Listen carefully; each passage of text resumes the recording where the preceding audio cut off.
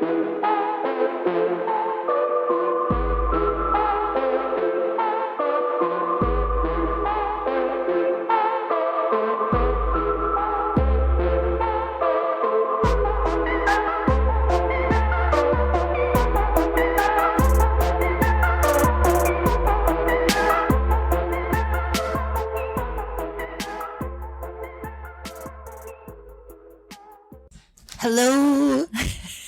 It's me.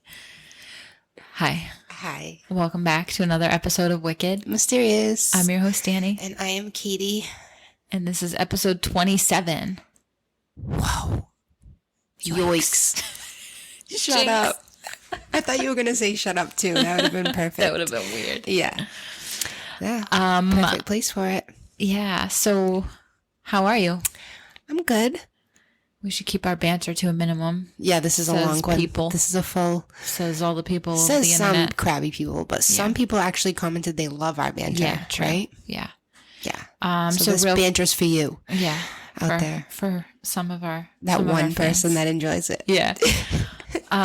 So quick housekeeping, if you could please follow us on YouTube and please... We should just put that in our fucking spiel. Like, I know. We should. Follow us on YouTube and give us a rating and review wherever you get podcasts, especially Apple. That would be wonderful. We would really appreciate that. Yeah, because we're still doing the giveaway. We are going to do the giveaway. Yep. So, So give us the date will be announced. I don't know when, but look on Facebook. We'll have it posted. Yes. Stay tuned. So it's my turn today. I'm excited. I want to know what it is. I have an episode for you. I want to know. Okay. So on June 10th, 2009, a forum user who went by the name Victor Surge entered a creepy Photoshop contest. Little did he know how his creation would change the face of internet folklore and childhood urban legend forever. Let's get into it. Ooh, I like it.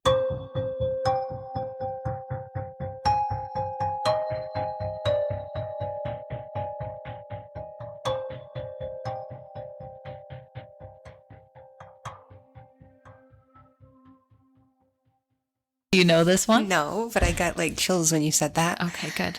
Yeah. Slenderman started in Eric Knudsen's imagination.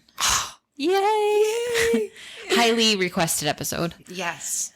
Cool. So Slenderman started in Eric Knudsen's imagination. The Photoshop contest was on Something Awful, a comedy website that hosts forums, articles, and digitally altered images. This Photoshop contest asked users to create a paranormal image.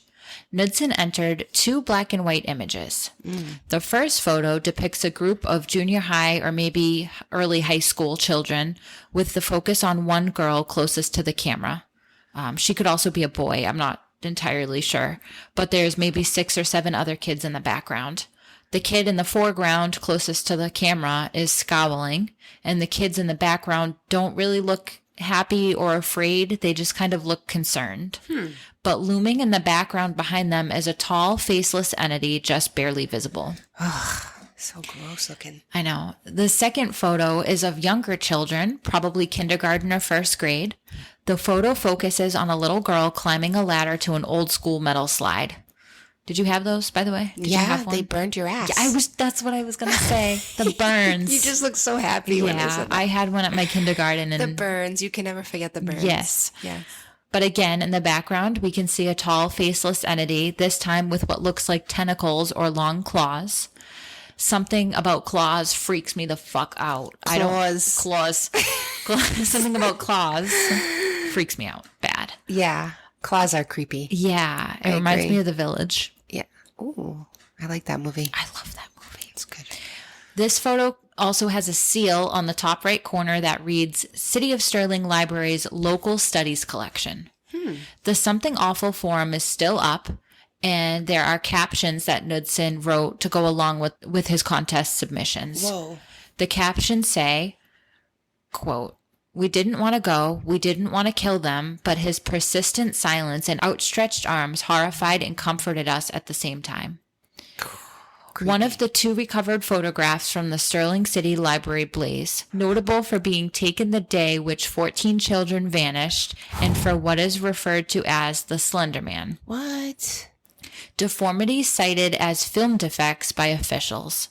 Fire at library occurred 1 week later. Actual photograph confiscated as evidence. 1986, photographer Mary Thomas, missing since June 13th, 1986. End quote. So that's what the caption says. Okay. Missing this what part with the missing thing? I got lost there. The caption of the photos that he entered into the Photoshop contest at the bottom, it says 1986 photographer, meaning him, the kid that's submitting it.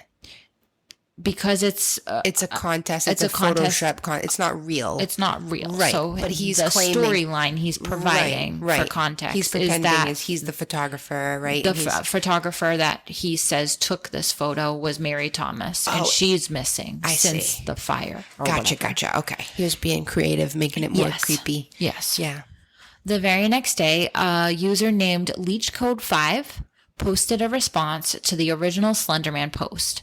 The first picture he posted is a poorly developed photo of a bunch of teenagers around a campfire. One is playing guitar and they look like they're just hanging out. They're all bundled up, so it looks like it's cold out. But lurking in the tree line is Slenderman, faceless, in his suit with tentacles protruding. This Photoshop is not nearly as well done as Eric Knudson's, the original. Mm-hmm.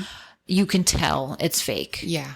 He says, the caption on his photos say, "I've been seriously debating sharing these, but after Victor Surge's post, I feel I have to.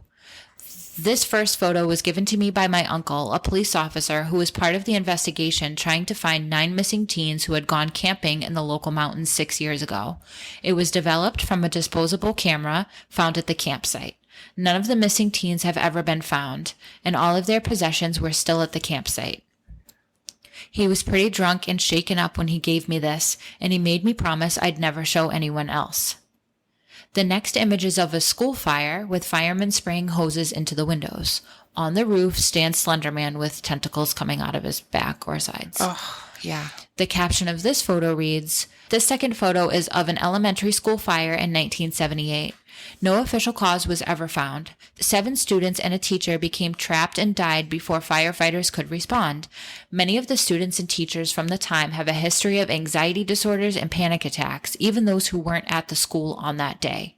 At least one has since committed suicide, and several others legally changed their names once they reached adulthood and have disappeared." So again, this is all fiction. Right. He's created all of this content. And so Eric Knudson, aka Victor Surge, put the first 2 up, which are the most famous Slenderman photos because they do look so real. He probably won the contest, don't know. I would love to know if he won. Yeah. That's awesome. But the users on this board ran with his story, which is kind of cool. Yeah. But okay, so it started to snowball from here. Yes. Mm-hmm. So then the next day, Victor Surge, the original poster, posted again. This caption says, "Steinman Woods. Both subjects were hunting in the Steinman Woods 4 hours before sundown. The surviving subject states that while hunting, both men grew uneasy as fog levels rapidly increased. A constant murmuring sound accompanied by a low hum eventually became apparent to the 2 men an hour after the fog increased. An object falling out of a tree struck one of the men on the shoulder, causing him to discharge his weapon. Object said to be the body of a man of unknown age. He was precisely dissected, with major internal organs still contained within the rib cage and what looked to be clear bags. Surviving subject placed organ bag within backpack. Attack following several minutes later after a low children's laugh like a giggle. Surviving subject ran until he reached his vehicle. Subject then drove to assumed safety. Backpack destroyed. Surviving subject is classified as B7 witness. B7 witness is to be placed in quarantine, blind box until resolution." And there's a creepy photo of, it's like a black and white photo of woods and fog with Slenderman in the background with tentacles. So many in-depth details that are wicked good. Like doing a really good job at painting the eerie feel. Yes. Yeah. It says 2007 investigation team discovered 22 bodies of both genders and various ages impaled on broken tree branches in a radiating circle pattern with chest mutilation, as often noted with Slenderman. Upon confirmation, lead investigator, redacted, called for an immediate evacuation of investigation team at 1700 hours. Bodies were first discovered at 1100 hours. Deadline for safe evacuation of team with only viewed physical evidence of Slenderman approximately 1730. Lost contact with team at 1725. Safety procedures fell within established protocols. Reason for abnormality is unknown. Second team recovered camera equipment 1 week later. Slenderman safety procedures require this incident's physical photographic evidence to be disposed of by no later than 10:20. I honestly don't get what half of this poo-poo means. This is still him speaking. I'm done with the Slenderman stuff. It's starting to make me uneasy. It's like reading the GBS ghost story threads before I go to bed. Why do I have to look at this stuff when it's super late? Sad face. Luckily, my friend is coming over.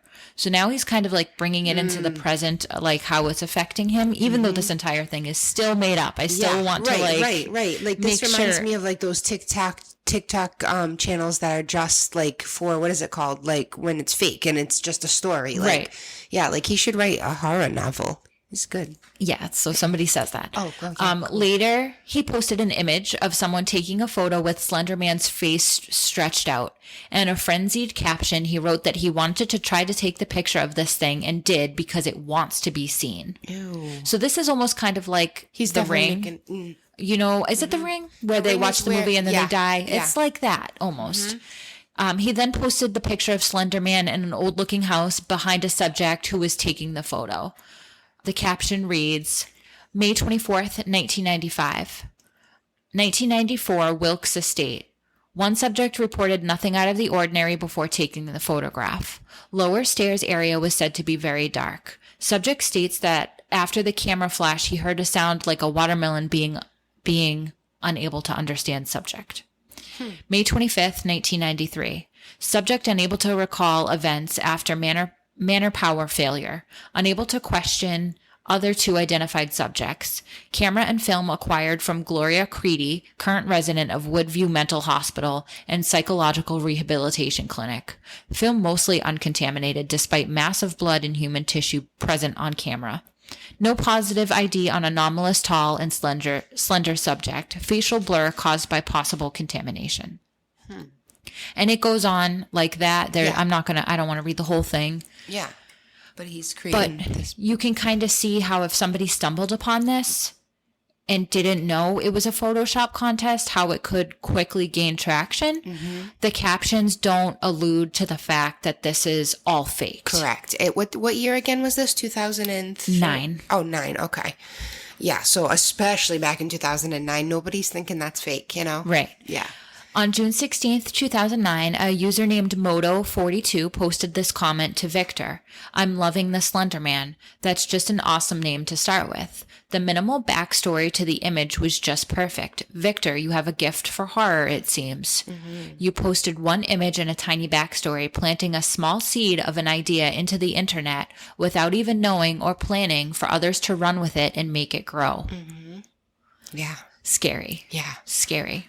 Yeah. Then people saw your idea and started expanding on it. The Slenderman went from an isolated incident to a full mythos with woodcuttings, incident reports, cover-ups, and multiple killings to its name in just a few pages of collaborative effort. Urban legend quickly spread when these images went viral, especially on user-submitted art websites such as 4chan and DeviantArt, and then eventually YouTube and Reddit. Users began creating their own creepypasta on forums. So creepypasta, for those who don't know, is basically the internet version of an urban legend. Also, for the nerds out there like me, the word creepypasta comes from the words creepy and copypasta. So copypasta is the term for a block of text that gets copied and pasted over and over again on forums and on social media. So I'm too old to understand this type of thing. I get it, but I also I'm not in it. So I'm like an outsider to this kind of. Yeah. But because the original post on Something Awful only had photo captions, Versions of the legend vary greatly as people filled the gaps themselves with who or what Slenderman was and the story behind it. Mm-hmm. He became so popular that there's even a Minecraft mob named after him, a black and purple entity named Enderman, who looks like a cross between a shadow person and a squid. Mm-hmm. So Slenderman is described as an abnormally tall, lanky man. He wears a black suit and tie, and he typically appears faceless, but sometimes has a mouth. Many people confuse Slenderman with Hatman, who we have an episode on. I think it's episode 5. It's one of our earlier episodes. Mm-hmm. And he has some sort of go-go gadget arms or something that are abnormally long. Mm-hmm. They just keep like growing and growing and growing. Or he can stretch them like a Stretch Armstrong or some shit. Mm-hmm. Wicked creepy. Yeah. He also has tentacles either from his arms or his back. Victor Surge said on Something Awful, the asset I used for a couple of the pictures was the creepy tall guy from Phantasm, which is a horror movie from the 70s. Huh. He also compared Billy Corgan to the human version of Slenderman. I can't picture who that Smashing is. Pumpkins. I still can't picture his face. He's tall. Oh, okay. He's tall and he's got like a buzz cut. Lanky. Okay. Yeah. Interesting. Yeah. He resides in either liminal spaces or the woods in his slender mansion. I like that. Yeah. A liminal space, for those who don't know, is an eerie, empty place. I think that's what you were thinking of when we did Uncanny Valley. Yeah, right. Yes, so actually. These are often depicted as not quite abandoned, just eerily empty. Right, like it's not normal. Like It's a really popular topic in internet folklore right now. Mm-hmm. And it's places like empty malls with the lights still on. Right. Or like bridges, like tunnels under a bridge or something with a light on at the end. That's a liminal space, they call it. Okay. So if you are interested in that, look up liminal land. I don't know if it was real. I wanted to cover liminal land, but I couldn't find a lot of information. Huh. But it was an underground water park. What? Yeah. I think it's fake. Amazing. I'm 99% sure it's fake. Yeah. It's creepy as fuck. Oh. So if you look up liminal land, you'll understand like what a liminal space is. So supposedly Slenderman lives in these kind of places. Okay. That makes sense. Are you looking it up? Liminal land, yeah. Yeah. Just to see. If you Google image it. Oh, God. It's creepy, demonic amusement park. Yeah. Yeah. I'll just look into it later for fun. Would you do something like that? What? I mean, I thought that I could do creepy shit, but just recently as an adult, I tried to walk through a haunted house in Salem, and it was the smallest little haunted house, like hole in the wall fucking thing. And I was fine up until I came to the room that was completely pitch black. And it was then that I realized as an adult, I am a big fucking wimp. Yeah. I could not walk through that room. I could not. There was like, they let guests behind me that were like pushing us along because we were like blocking the way. I could not go. I was fucking absolutely terrified of what I didn't know was in there. Yeah. Man, I think as a kid I would have been fine, but as a kid I enjoyed them. I think now as an adult I wouldn't be scared if I took the kids, because then you have to be strong, and usually the monsters are going to go after the kids to scare them anyway. Yeah. But yeah, there was I went one year for my birthday. I think it was like my 24th birthday. I went to the one. Oh, like the Barrett's. Oh, cool. And it was like a running joke for a long time because I just screamed the entire time. Like, you know, it's like, I do want to be clear. Like I wasn't afraid of like monsters in that room. I wasn't afraid of like, it was like afraid of not knowing what was in that room. So it was like this crazy fear that came over. I like froze. Yeah. And I like could not fucking put myself through. It's hard. Like it's 33 years old and I like could not do it. It's like remember we were talking about the puff test at the eye doctor? Knowing that something's about to jump out and scare you, it's hard for me to like knowingly walk into it, knowing I'm about to be jump scared, you know? But it can be fun. I also appreciate it at the same time. I like a good jump scare. Yeah. I definitely like a jump scare. Yeah. Just not a pitch black jump scare. No. Give me a little bit of light. Even like a little red creepy light. That's fine. Yeah. Yeah. I'm not a fan of the dark, I guess, anymore. Mm-mm. All right, sorry. All right. Yeah, off topic. There are a few things present in almost all Slenderman legend variations. The story says that he lures children away from safety and they disappear forever. Some versions of the story state that he influences children to commit crimes involving violence toward other children in the name of Slenderman. Mm-hmm. I guess this is supposed to be some sort of sacrifice or some kind of proof of devotion. Yep, that's right. That's what they say. Yep. Slenderman is very similar to Hatman in that his attack is largely psychological. He stalks victims and hulks in the distance. He feeds off fear, appearing in short glimpses and out of the corner of the eye to heighten the terror when he's seen. Like Hatman, he also floats and does not walk. In some depiction, he is actually seen with a hat, but I think this is a confusion between Slenderman and Hatman. For sure. Despite the very clear origins of the Slenderman folklore, the lack of context around who he is and what his intentions are is what makes him so disturbing. Mm-hmm. He can be whatever you want him to be. He is the internet age boogeyman and serves as a catch-all for our fears in society. Mm-hmm. He can be anything from the monster under the bed to a kidnapper to a shadow man, all in one. Yeah. By lonely kids on the internet, though, he's seen as sort of a protector or someone who will accept you with open arms or open tentacles. Mm-hmm. And but he's not the first boogeyman with unknown intentions. Mm. So have you heard of the Pied Piper? No. Okay.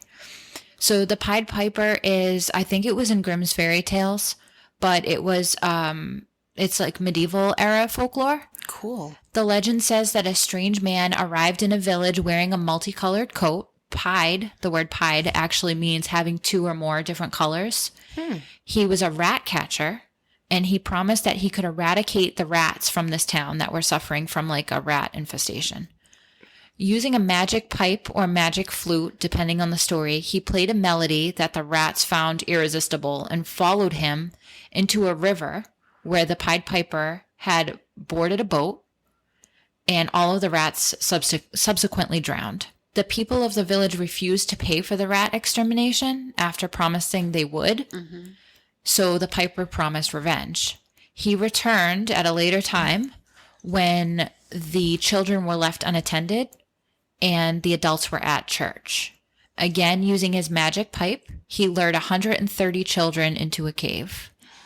The music sounded beautiful and enchanting to the children who happily followed him, never to be seen again. Come, little children, I'll take thee away. That's what that reminds me of. Excuse my singing. It's beautiful. But that's where Hocus Pocus got that from. Oh. Where she's singing and all the kids. No That's shit. the Pied Piper. Oh. Yeah. Cool. Other versions of the story say he lured children into a boat that left for sea and never came back. But the scary thing is, this is based on a real historical event. It's present in a lot of cultures. The Pied Piper guy? Yes. Whoa. Yeah. I believe it. Yeah. Yeah. But again, we can assume that like Slenderman, the Pied Piper had bad intentions, but because it's left unsaid, right. It's so fucking creepy. Mm-hmm. I hate the story of the Pied Piper. It like really fucking bugs me out. I don't like that. It sounds creepy. So the legend of Slenderman goes so deep that people have even photoshopped him into images throughout history. Wow. There is a photo floating around of Egyptian hieroglyphs that is said to be found in the tomb of Pharaoh Wasner, who was actually a real pharaoh, supposedly, that I read. I didn't fact check that, but it's unknown if the image of the actual hieroglyphs depicting the slender figure with tentacles is real or not. But the caption on Slendermore, the caption Slendermore, it sounds like a band.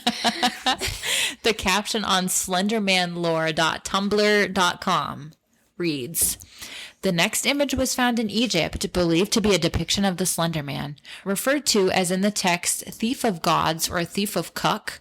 Kuk is the Egyptian deity of darkness, depicted as female, perhaps why Slenderman victims are mostly women. The carving dates back to roughly 3100 BC in Lower Egypt. It is commonly mentioned around Pharaoh Wasner, and it is theorized that he has some sort of encounter with the Slender Man, but it has never been determined. I could find nothing about gods, the thief of gods or the thief of Kuk. Made up. Complete made up bullshit. Oh, shit.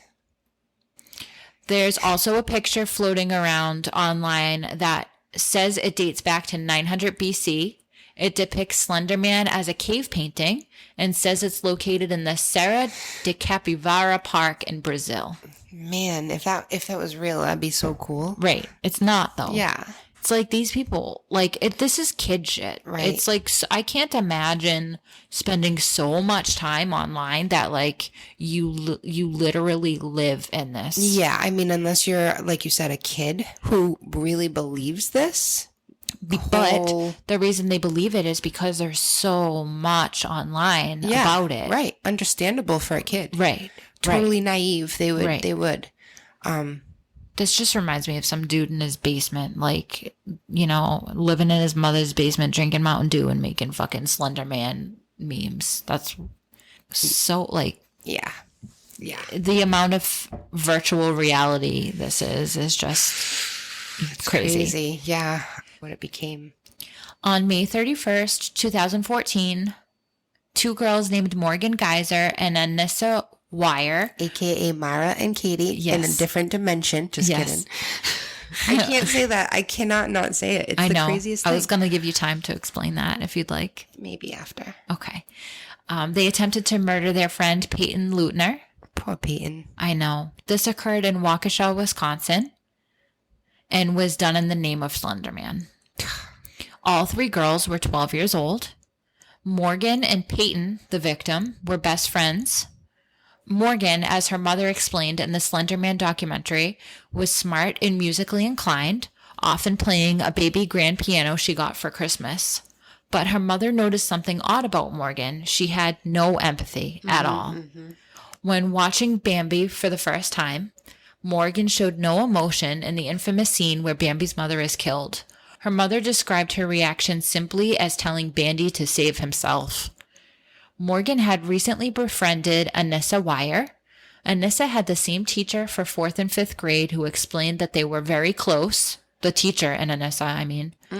With Anissa often confiding in him that she had no close friends and crying that she was picked on by other children. Mm-hmm. She told him that he was like a second father to her, and he was emotional when expressing regret for not knowing ahead of time what would become of her.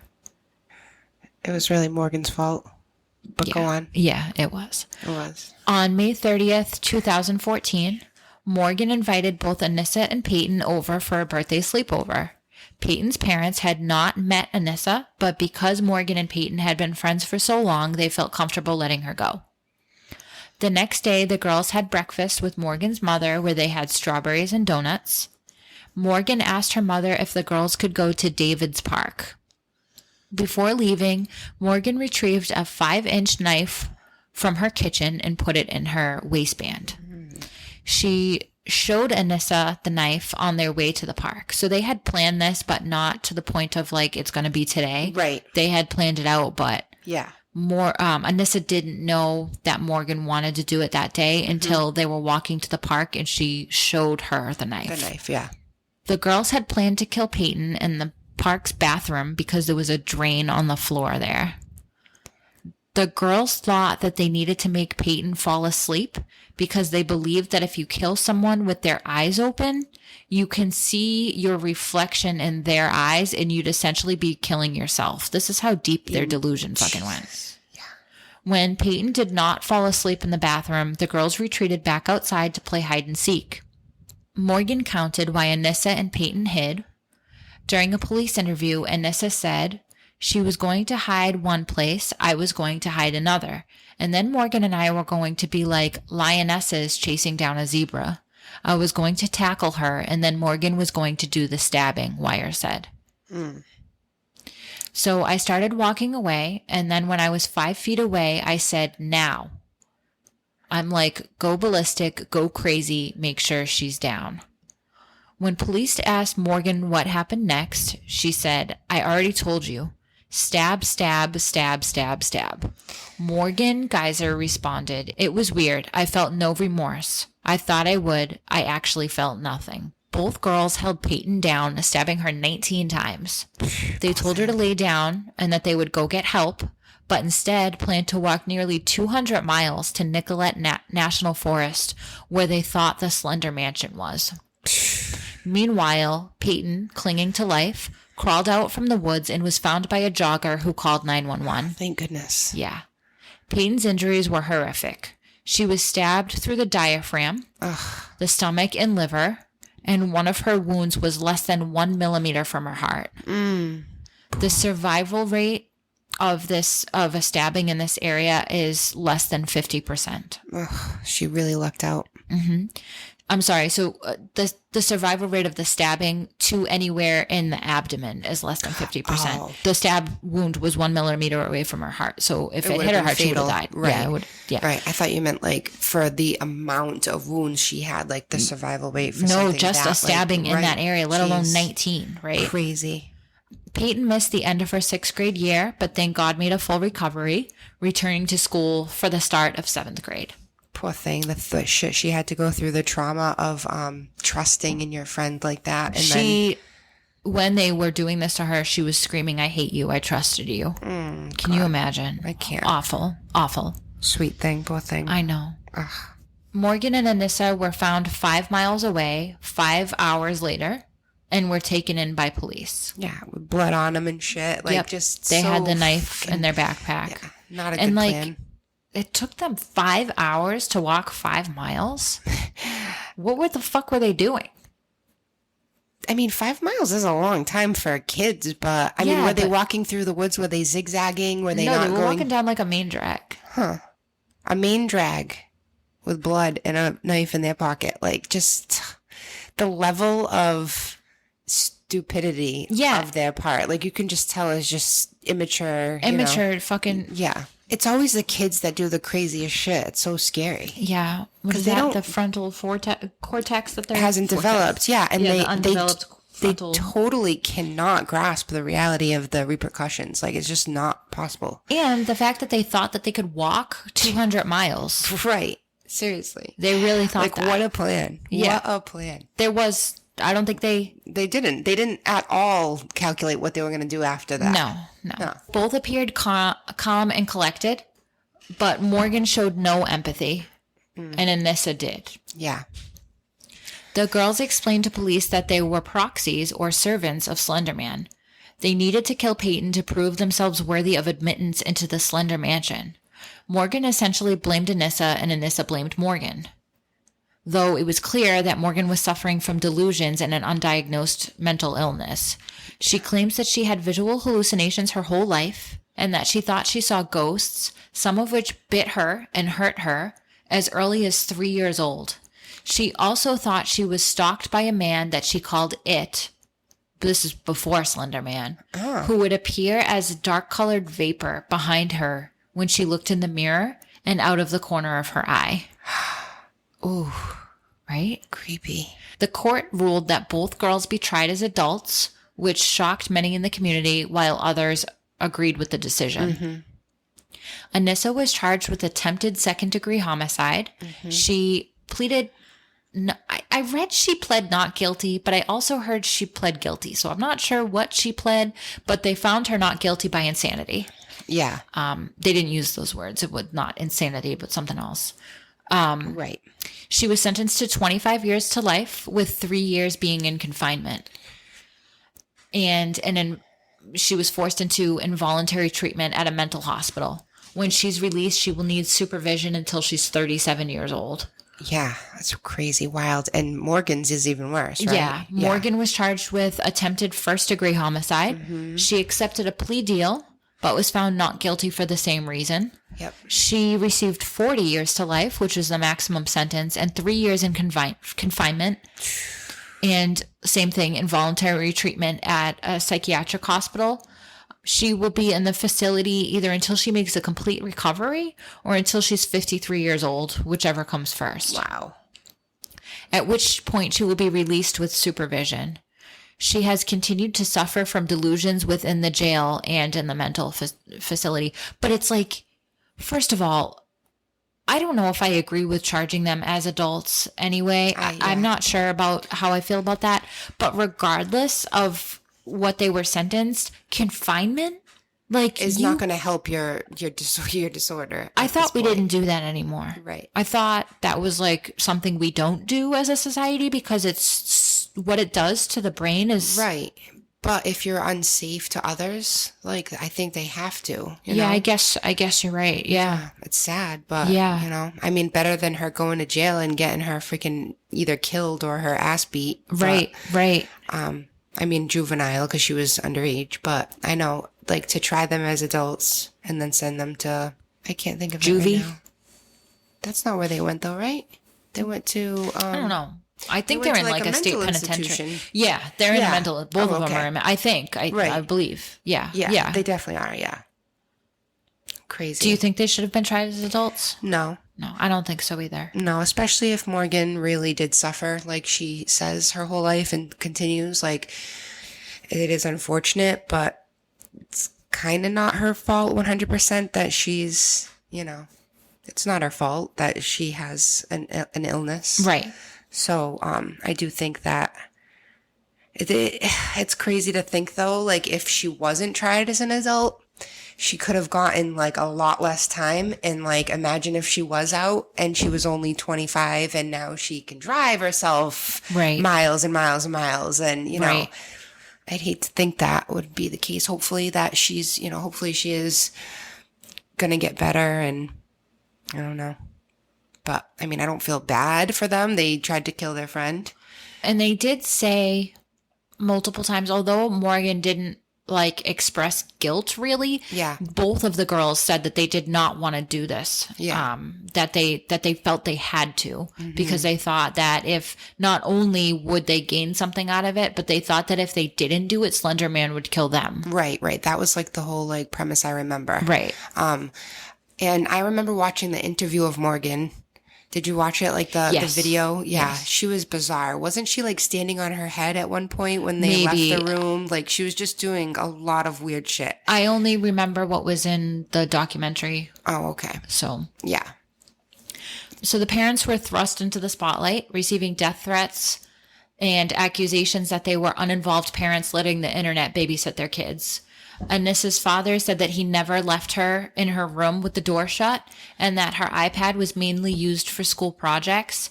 He lamented that he could not have been more involved unless he was watching her every move. But her mother said that she spent lots of time on her iPad and that the mother regretted it. Oh, the damn technology with these kids. Yeah, not so much theories, but I Yeah. want to talk about what a tulpa is again. So we talked about this a little bit in the Hat Man episode. And the Facebook reel I made about Slenderman, I started off by saying, when does something imaginary become real? And I got a bunch of people saying, imaginary things don't become real. And like, I get it, obviously, because... That's why you're saying when, like, because... Yeah. Like, Because what is real? Right, what's But the line? apparently we can't think that far out, but that's okay. So I get it because Slenderman, you know, doesn't just become real because of a bunch of kids with too much screen time believe it. But if imaginary things don't become real, how do you explain an invention? well, what you think is what it is, right? Like, if you think it is, Well, right? but you have to imagine something before it ever happens. Right, but it could be their real truth. Like, if they Right. really legitimately believe Yes, it, yes. it's real to them. So it's hard to just, it's a fine line. Yeah, It is. but it does start in our mind. Like this podcast started in our mind. Yeah. And maybe not imaginary, but it was imagined. Yeah. And now it's an actual thing. So sure. imaginary does become real then, right? And when you go forward trying to stab your friend because you feel that you need to sacrifice her or you're going to be killed by this fucking demon. yeah. It's pretty real to me, Right. like in her head. So. Yeah, absolutely. So maybe that's the difference between imaginary and imagined, Yeah. maybe. Yeah. But a psychologist in the documentary, the Slenderman documentary, points out that we have other things in life that are entirely belief-based. A child believes in Santa not only because their beliefs are bolstered by society, but because there's an implication that if they don't, they won't get presents. That's true. That's true. There's leverage there. Yeah. Yeah. So this is similar to the Slenderman stabbing when the girls said we had to do it because they believed that they would be harmed by Slenderman if they didn't do it. So how is Santa then not real? Or if you're getting presents, Yeah. how is he not real? What do you mean? I'm writing Santa on that tag with different handwriting, like it's sure. pretty real to me. Yeah.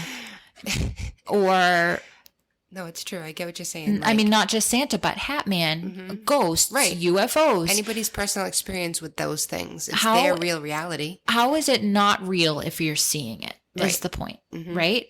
Because that's what she was, Morgan, not so much Anissa, but Morgan was seeing these things. Yep. Granted, Morgan was diagnosed with schizophrenia and a delusion disorder, but we can say with certainty that Slenderman isn't real. Yeah. And that it's just a delusion in a sick child's mind, but it was real to her.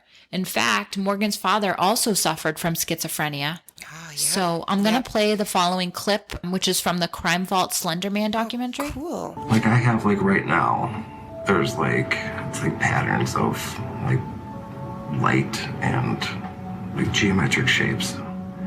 That's like always racing. Like always, like right now.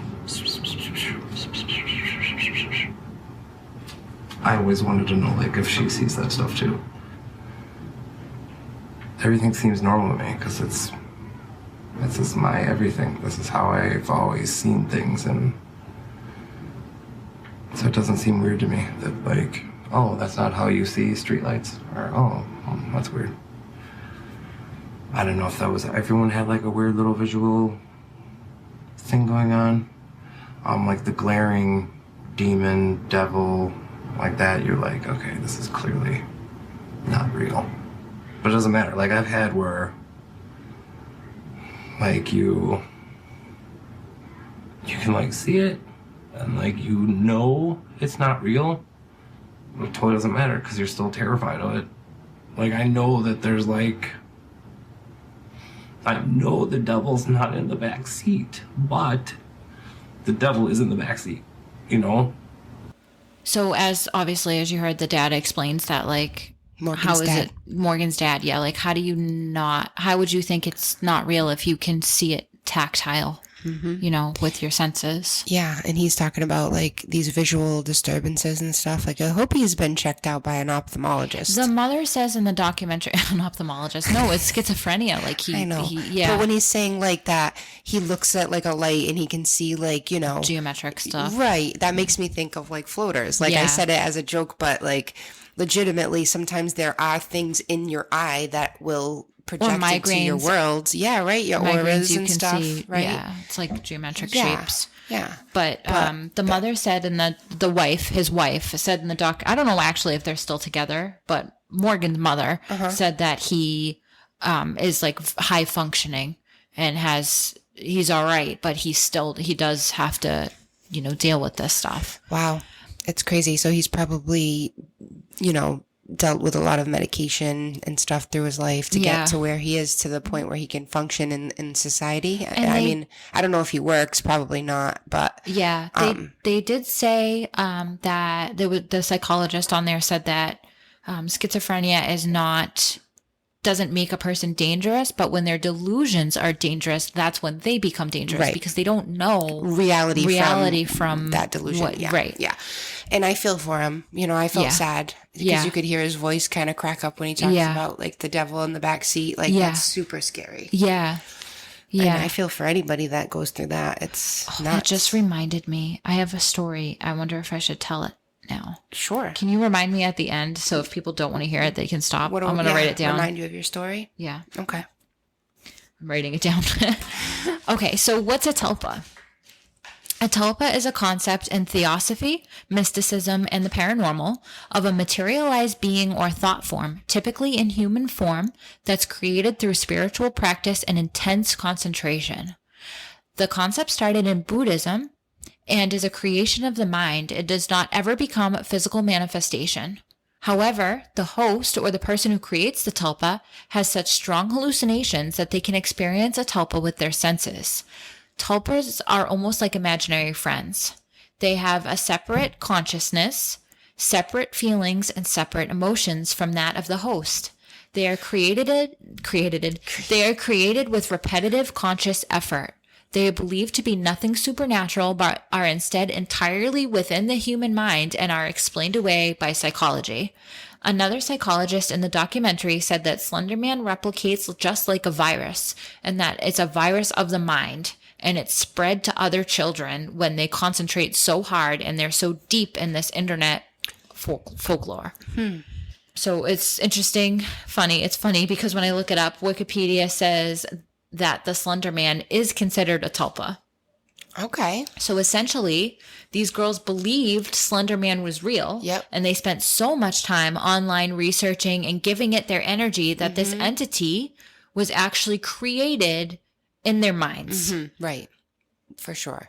It was so strong for them, in fact, for at least Morgan, that she actually witnessed him with her senses, like I said before. Right. And her dad clearly has something with the senses, Yeah. like visual, Yeah. you know? Yeah. And auditory too, probably. And, you know, so that makes sense to me. So that's what I meant when I say, when does something imaginary become real? Because we cannot judge somebody else's experience. We can collectively decide that this is real, that is not real.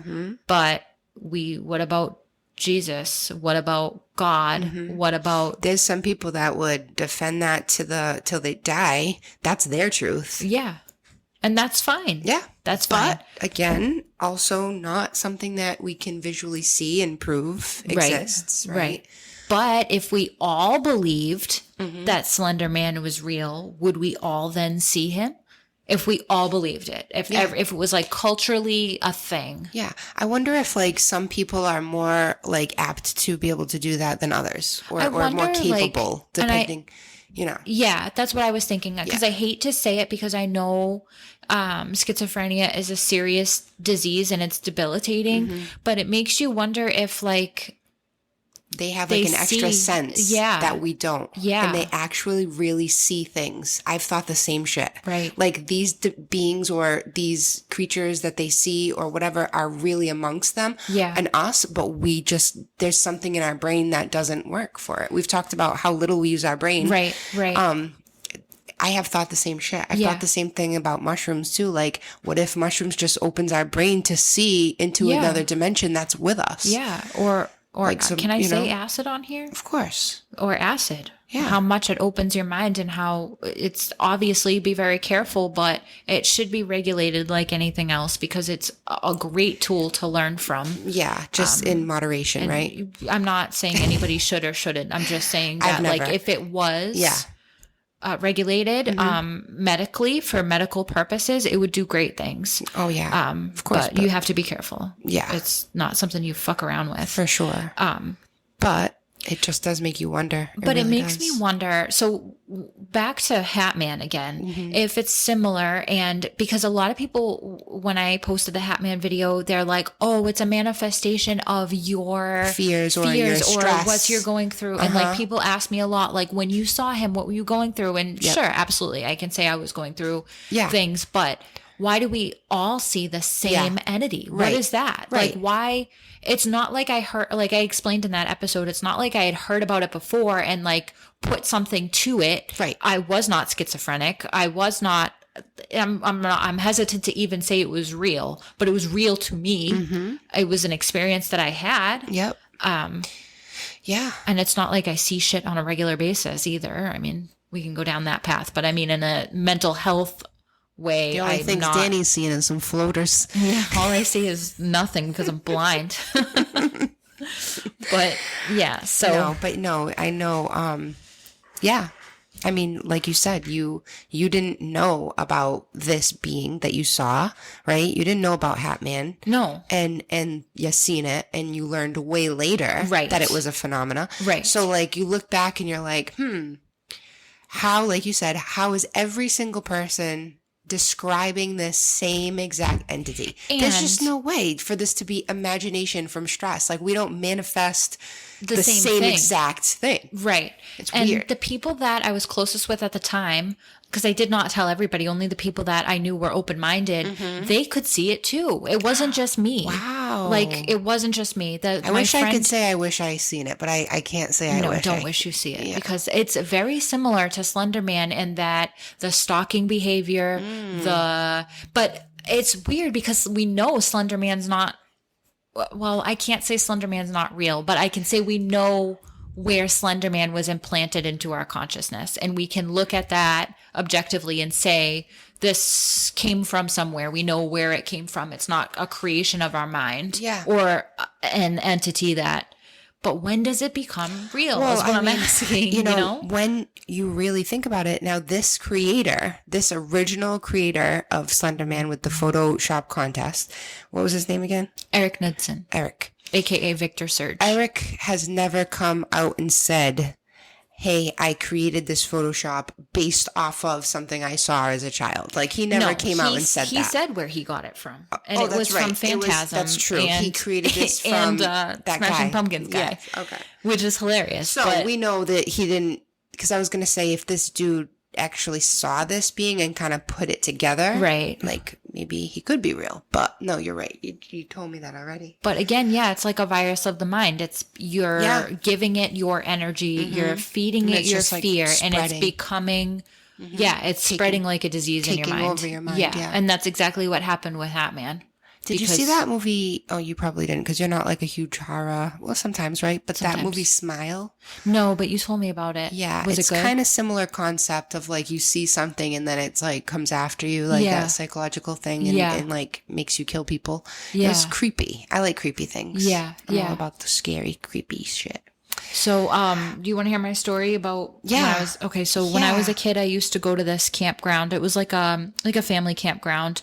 But it was owned by the Episcopal Church, like diocese. I don't think diocese is the word, but the Episcopal Church owned it. They had like a rec hall, and they had cabins, and they had tent sites. So when I was a kid, we used to go to this campground. We met this family that was born again Christian. I only knew them one summer, but like, you make friends when you're camping near other people.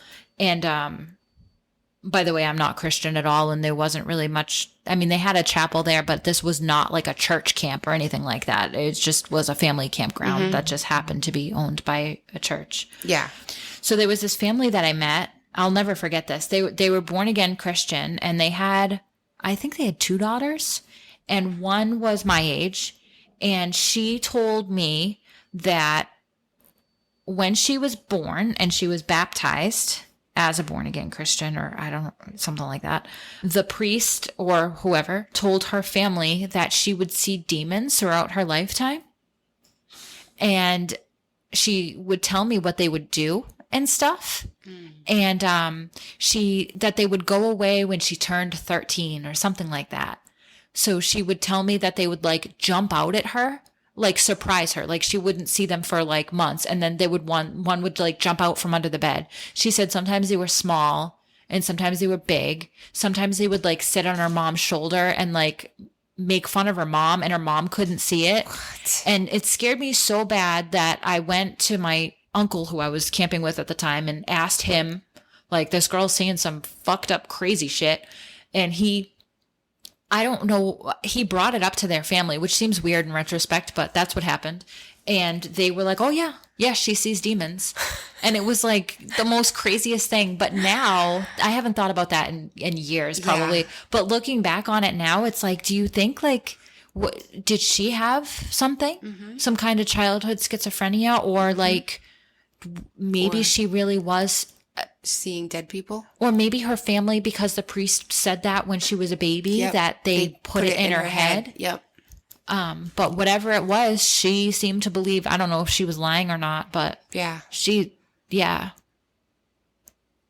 wild. And she said that they were like not so much malicious, but more mischievous, and they would do like well, that's good that they weren't malicious. Yeah. Interesting.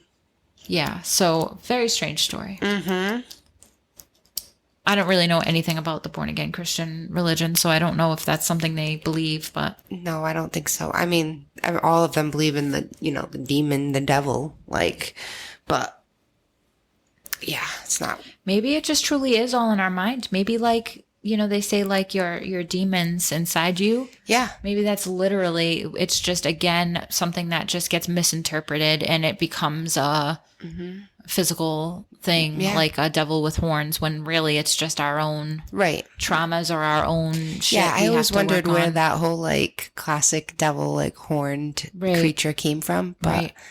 I mean, I'm sure there's something it came from. Yeah, some kind of folklore. Yeah. Oh, actually, that freaking Santa, but what's he called? That scary ass Santa dude with the horns? Crimbus? Yes. Yeah. Maybe it was like kind of from that. I have ideas for a Christmas episode. Cool. I'm excited Yeah, we about should it. really be intentional about releasing on like holiday things. Yeah. Because I know we missed one. I think it was Halloween. We Yeah. missed because we were new. We were super new. It was only Yeah. like, Yeah. I think we were on like episode 4 or something, like little baby like that. Yeah. And here we are at And here episode we are. 27. Just keeps Yeah. getting higher and higher. I know, and we went from like 200 downloads per month Yeah. to like we're over 5,000 downloads per month right now. Amazing. Isn't it? Amazing. Yeah. It's so amazing. We really are gonna hit. We are gonna hit 100,000 followers on Facebook today. Yes, yes, Most likely yes. today. If we didn't already. Yeah. So So. cool. That was good. Thank you so much. I really liked it. Yeah, You did great. Yeah. I both love and hate it because I hate the whole internet subculture thing. I think it's Yeah. stupid, but Uh-huh. but I also think it's just so fucking interesting how fast it spread and like how it's a phenomena in itself just because of what happened. I have a really hard time looking at those pictures of those girls without feeling some type of way. Yeah. Did you want to explain that? I think I have in other episodes already. All right. But if you want to know, I'm just kidding. But me and a close friend of mine, Mara, interestingly, Mara would take the place of Morgan, by the way. 100%. You're distancing yourself from that. 100%. Yeah, I would definitely be the Anissa, whatever her name is. Anissa. I think it's Anissa, but I don't know. Anissa, yeah. So in 2014, Mara was like, "Hey, Katie, there's this new like crazy, killer dude, like strange phenomena shit." And she brought it up to me, and I went to her house, and we were watching some. I would love to know, Mara, what we were watching. If you could, I want to say it was like Poughkeepsie tapes. Have you ever watched those? No. No, it's like some horror thing. But anyway, we were watching something, and it like we started to talk about Slenderman. We started getting into Slenderman, and then her and I kind of like also. It was so long ago now, back in 2014. But anyway, we were like not obsessed with Slenderman, but we just liked the whole like new horror fucking thing that came out. Yeah. So anyway, looking back now, seeing these girls, they look exactly like me and Mara as kids. I mean, literally to a T. There's that one photo where you see like it was like the day of them getting arrested. That's me and Mara 100%. There's like it's crazy. I'm not proud of how I looked, but I mean I'm not proud of how I looked, but that was Mara. 100% a little Mara. Like, you know what it was?